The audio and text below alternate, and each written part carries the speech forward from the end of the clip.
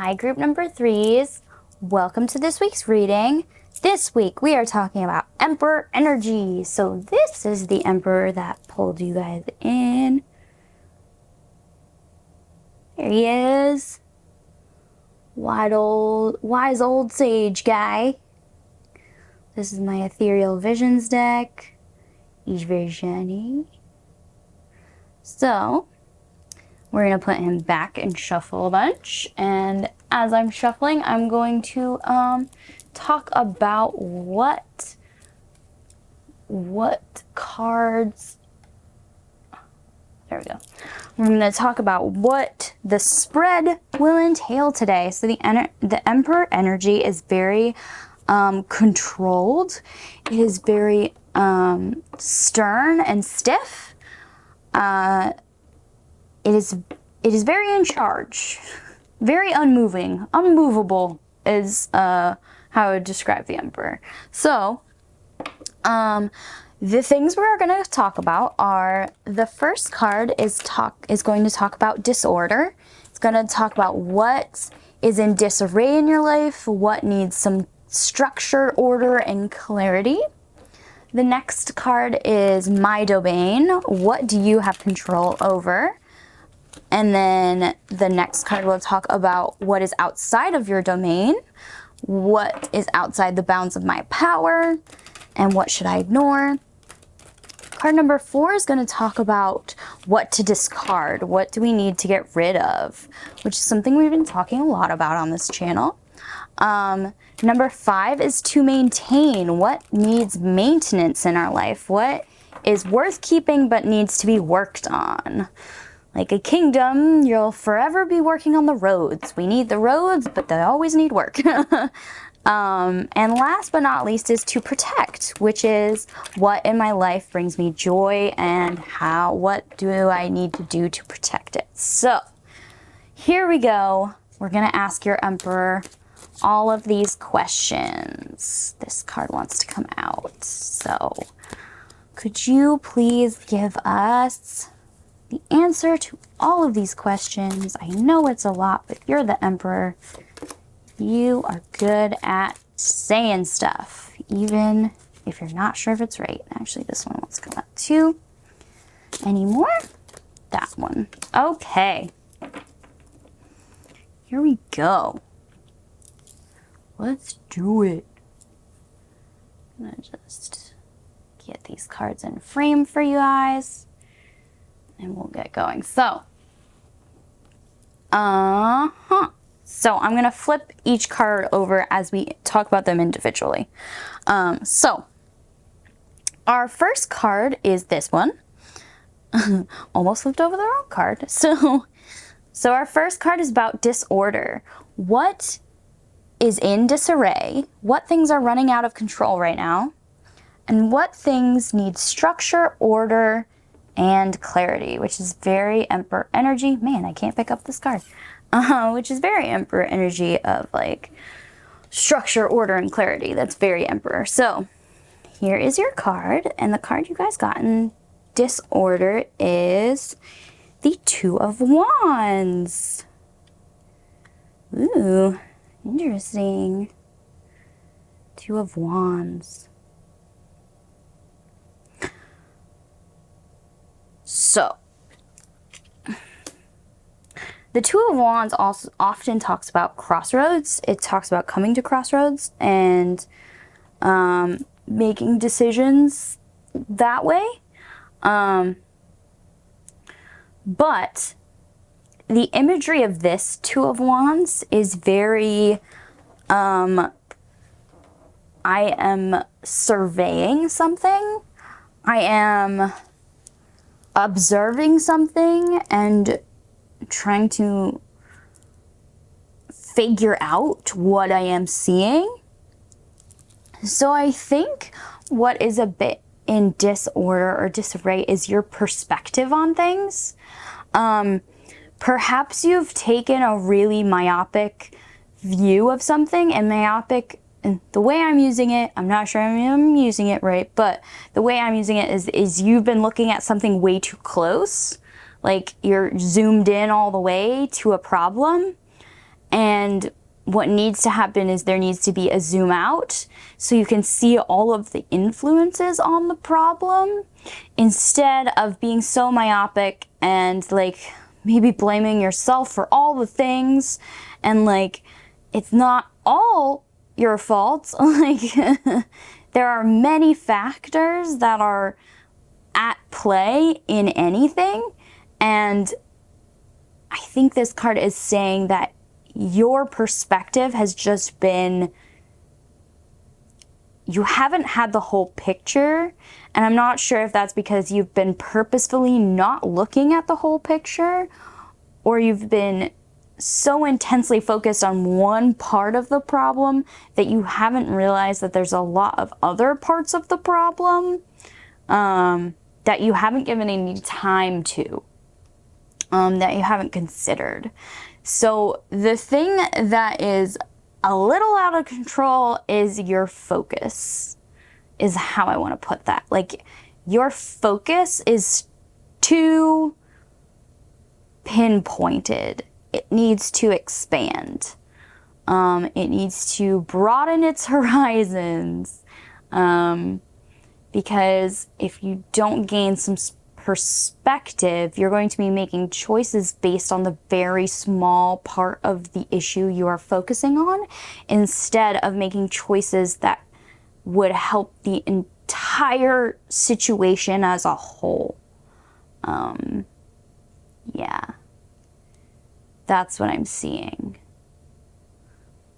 So this might look like something like when somebody snaps at you or something like that, like taking a moment, like there's a moment like between the person acting a certain way and your response, where you get to decide how you're going to respond.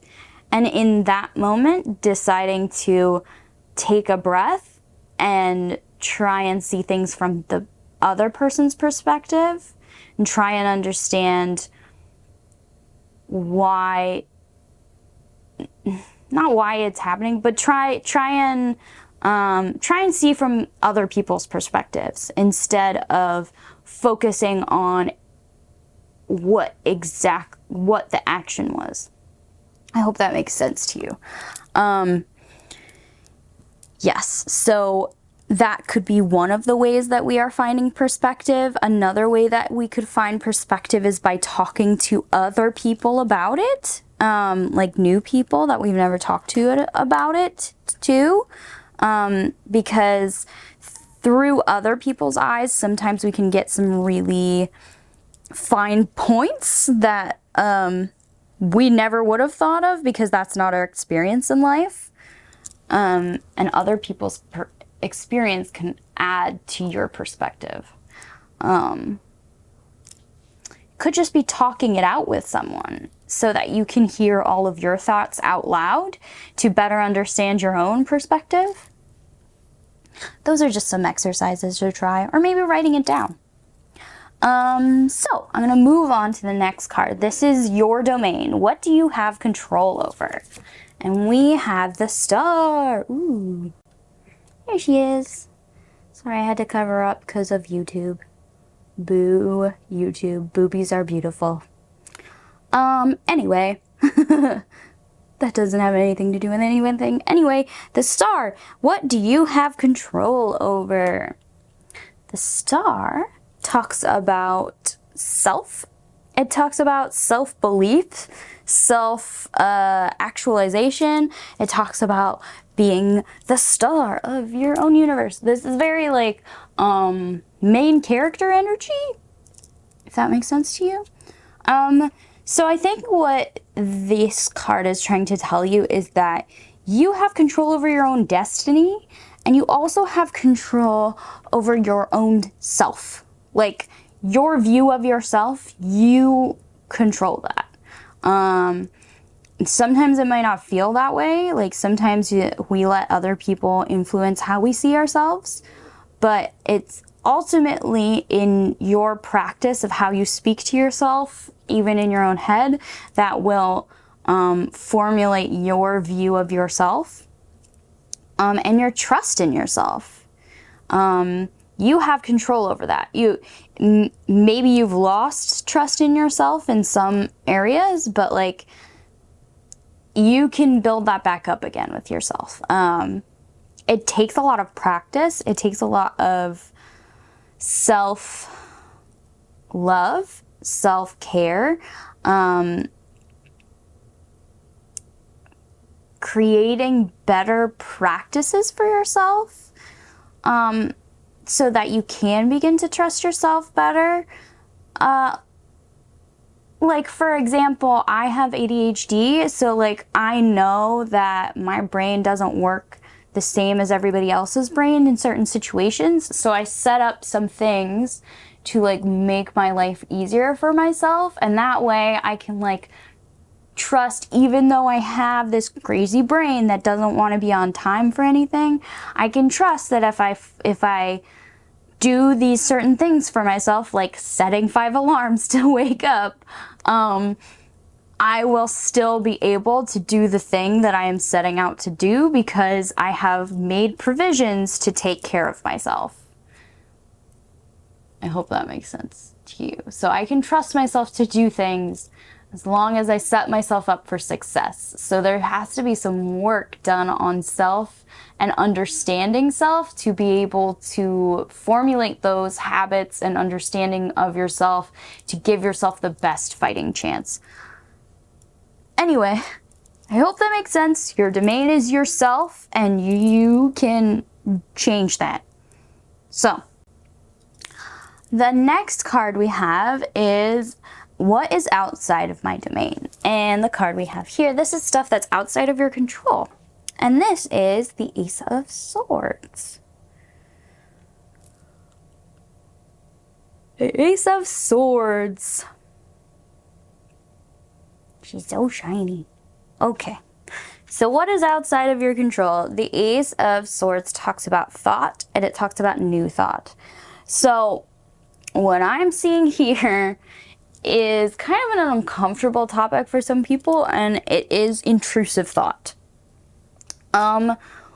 We can make intrusive thought better, but we cannot control that we have intrusive thought. Like, that is just a thing that happens, especially in people who are neurodivergent. It is a thing that is outside of our control. We will have intrusive thoughts. That is a thing. So, this card, actually, one of the questions is what should I ignore? Your intrusive thoughts. So, like, I've been talking a lot about this with my own personal therapist. There is, like, a distinguishing line between intrusive thoughts because they do not feel like they come from us. Like, they are thoughts that pop up and are just so out of nothing, that are not connected to our inner voice at all, that are just our brain like making chemicals happen, that we do not have control of them popping up. We just don't. But what we do have control over is how we react to those thoughts. Again, there's a moment between an action somebody takes and how we react to that, and the moment in between is for us to decide how we want to react to that. So honestly, a lot of the best ways to deal with intrusive thoughts is just to be like, no, and move on. Like, just ignore. Just no. No, thank you. And I'm moving on.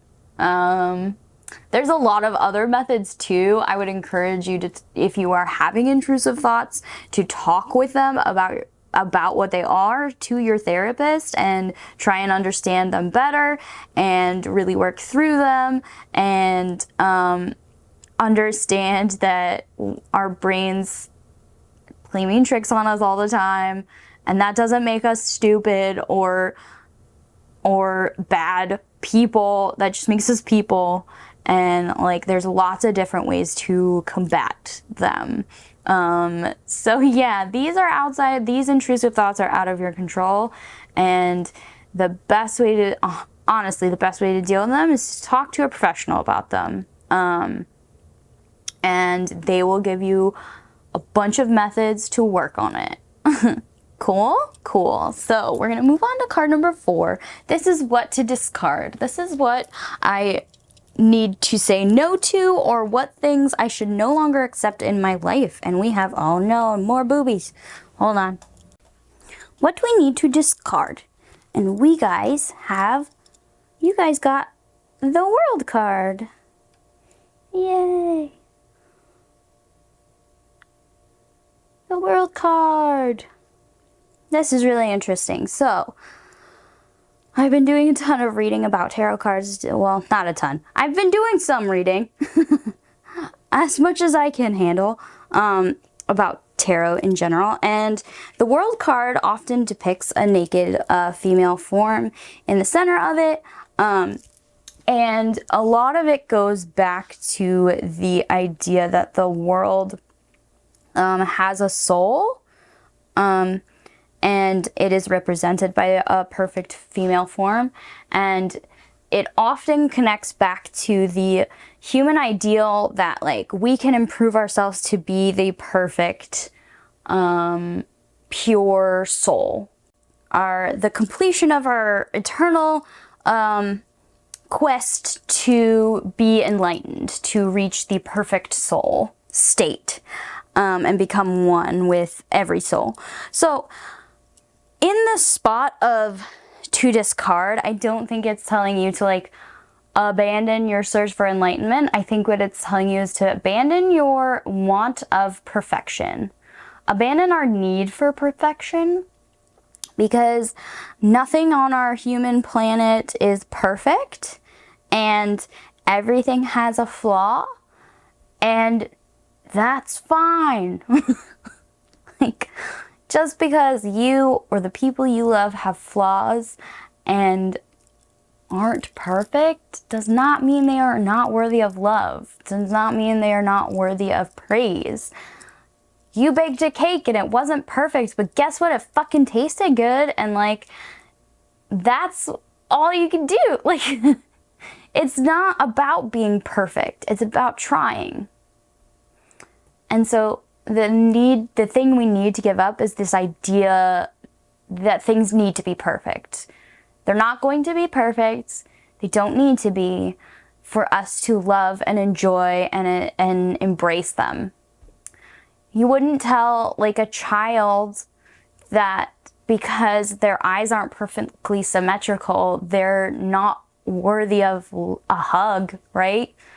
So don't be so hard on yourself either. Like, I didn't do that perfect. Yeah, but it's good enough. Like, you did the thing. You accomplished the thing. Like, who cares if it's perfect? You tried. Good job. Right? All right. So, we're going to move on to the next card. This is to maintain. What things do I want to keep but need maintenance? So, this is the to work on pile. Come on, card, come off the table. Okay, so, and the card we have here is the 4 of Cups. 4 of Cups? Interesting. There's the shiny. Shiny, shiny. So, what do we need to maintain? The 4 of Cups. The 4 of Cups often talks about boredom. It talks about, it can also talk about the, again, this short-sightedness. It talks about some short-sightedness of like, I'm only focused on these 3 cups and that's all I can see or pay attention to. When there's like a 4th cup that would help you out more, or would change the situation, or would change your perspective. But we're staunchly refusing to look at that cup even though it's pretty and has wings on it. In fact, this guy looks like he has his eyes closed and is just or looking down at these 3 cups. He's just totally ignoring this new thing that's being presented to him. So again, I think the thing that needs work is our perspective, is our acceptance of new ideas, acceptance of new feelings and understandings, our acceptance of perspective. Yeah. I think I talked a lot about that on this card, so I'm gonna move on. The next card we have is to protect. What things bring me delight, joy, and happiness, and what do I need to do to keep them safe? And we have the 9 of Wands. Ooh. Okay. The 9 of Wands. So the 9 of Wands talks about being a soldier defending their home after many long fights, after many long hours, after walking through battle, and yet still fighting, still protecting. Yeah. So this card is saying that your fortress, whatever that means to you, like your person, your house, your family, your job, like whatever brings you joy and happiness, it has been a fight to get those things. And I think it's going to remain a fight to protect those things, because it requires all of this work. We've talked about it throughout this reading, is that it requires work. That it requires change in perspective. It requires a need to compromise and not expect perfection. It requires compassion and empathy to maintain, to protect. You need to keep going, is basically what this card is saying. Is like, you have started it, but there's a lot more to do, so you need to keep going. You're a battle-hardened warrior, but there's more battles to come, and you can do it. You're the star, after all. You can do this. Just have to keep going. Don't look back. Keep going. Okay? So, that's all I'm seeing in these cards. Last but not least, I have my Animal Spirits Oracle, and he's been watching this whole reading, and we are going to ask him for just one more message from this Emperor energy about all this work you're putting into your life in general. So, this change in perspective. So, shift in attitude, change in perspective. Please give us one card for our group number 3. Is that? No, that's 2. I'd like 1, please.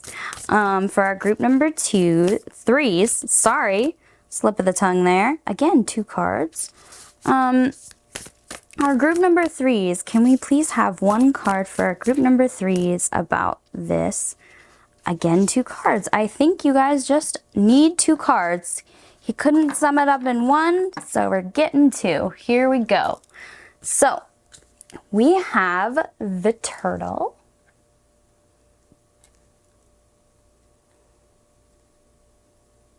Oh, he's so cute. And we also have the nightingale. One is water and one is air, I believe. So, let's put them here on either side of the star. Oh, you can't see the turtle. Okay, here we go. We'll put them like this. There you go. So the nightingale and the turtle. Okay, I'm going to read these 2 out of the book for you. First we have the turtle. Where are you, turtle? Fish. Starfish. Octopus. What the hell? Turtle. Show me the turtle. Here it is. Turtle. Water energy. ancient soul, grounded, trusting, at home in the self. It is wonderful to be in the presence of a turtle personality.